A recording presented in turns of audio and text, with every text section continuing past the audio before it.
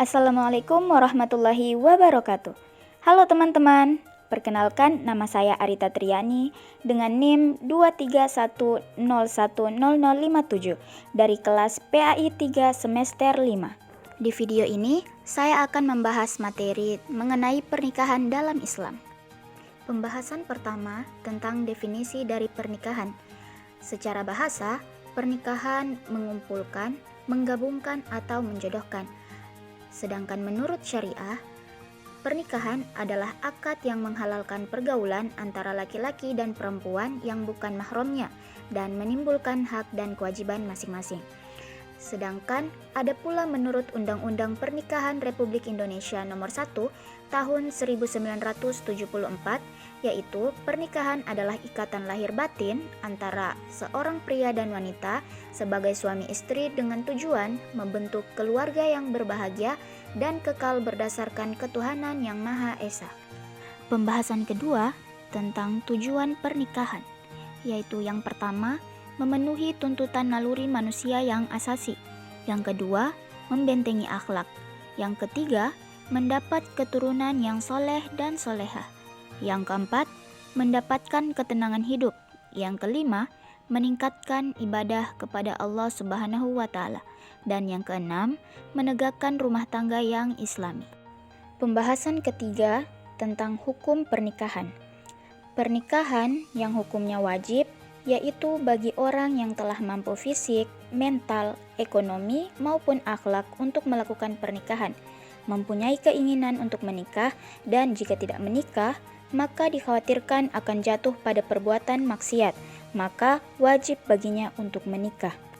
Pernikahan yang hukumnya sunnah, yaitu bagi orang yang telah mempunyai keinginan untuk menikah, namun dikhawatirkan dirinya akan jatuh kepada maksiat sekiranya dirinya tidak akan menikah. Kemudian, pernikahan yang hukumnya mubah, yaitu bagi yang mampu dan aman dari fitnah, tetapi tidak membutuhkannya atau tidak memiliki syahwat sama sekali. Mubah juga bagi yang mampu menikah dengan tujuan hanya sekedar untuk hajatnya, atau bersenang-senang tanpa ada niat ingin keturunan atau melindungi diri dari yang haram. Adapun pernikahan yang hukumnya haram, yaitu bagi yang yakin dirinya tidak akan mampu melaksanakan kewajiban-kewajiban pernikahan, baik kewajiban yang berkaitan dengan hubungan seksual maupun berkaitan dengan kewajiban-kewajiban lainnya. Dan pernikahan yang hukumnya makruh, yaitu bagi seseorang yang mampu menikah tetapi dia khawatir akan menyakiti wanita yang akan dinikahinya, atau menzalimi hak-hak istri dan buruknya pergaulan yang dia miliki dalam memenuhi hak-hak manusia atau tidak minat terhadap wanita dan tidak mengharapkan keturunan. Pembahasan keempat tentang mahram atau yang tidak boleh dinikahi. Ada dua jenis mahram, yaitu mahram mu'abbad dan mahram ghairu mu'abbad. Mahram mu'abbad yaitu wanita yang diharamkan untuk dinikahi selama-lamanya. Contohnya, ibu, anak perempuan, saudara, mertua, dan lain-lain. Adapun mahram ghairu mu'abbad yaitu mahram karena persusuan atau pernikahan. Contohnya, saudara sepersusuan dan saudara istri.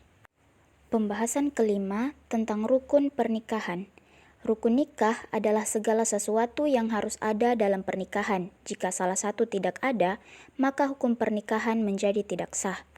Yang pertama, ada calon suami. Syaratnya bukan mahram wanita dan muayyan atau jelas identitasnya. Yang kedua, ada calon istri. Syaratnya bukan mahram laki-laki dan bebas dari halangan nikah. Ketiga, ada wali. Syaratnya orang dewasa, adil, dan mahram dari wanita. Keempat, ada saksi. Syaratnya 2 orang laki-laki dewasa, bukan fasik dan bukan wanita. Yang kelima, ada sigot atau ijab qabul, yaitu perkataan akad nikah dari mempelai atau wakilnya. Pembahasan keenam tentang pernikahan yang tidak sah. Yang pertama, pernikahan mut'ah, yaitu pernikahan kontrak dengan jangka waktu tertentu. Kedua, pernikahan shigor, yaitu pernikahan dengan jalan barter tanpa pemberian mahar. Ketiga, pernikahan muhalil, yaitu pernikahan untuk menghalalkan dinikahi lagi oleh mantan suami. Yang keempat, pernikahan tanpa wali. Kelima, pernikahan dalam masa iddah. Dan yang keenam, menikahi wanita kafir selain wanita-wanita ahli kitab. Pembahasan ketujuh, tentang hak dan kewajiban suami istri.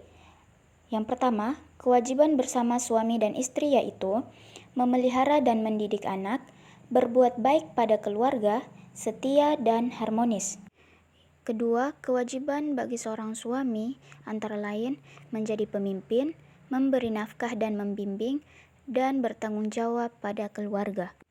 Kemudian yang ketiga, kewajiban dari seorang istri antara lain taat kepada suami selama tidak bertentangan dengan agama, menjaga kehormatan keluarga, dan mengatur rumah tangga. Pembahasan terakhir tentang hikmah dari pernikahan. Yang pertama, terciptanya hubungan halal yang diridhoi oleh Allah Subhanahu wa Ta'ala. Yang kedua, mendapat keturunan yang sah dari hasil pernikahan.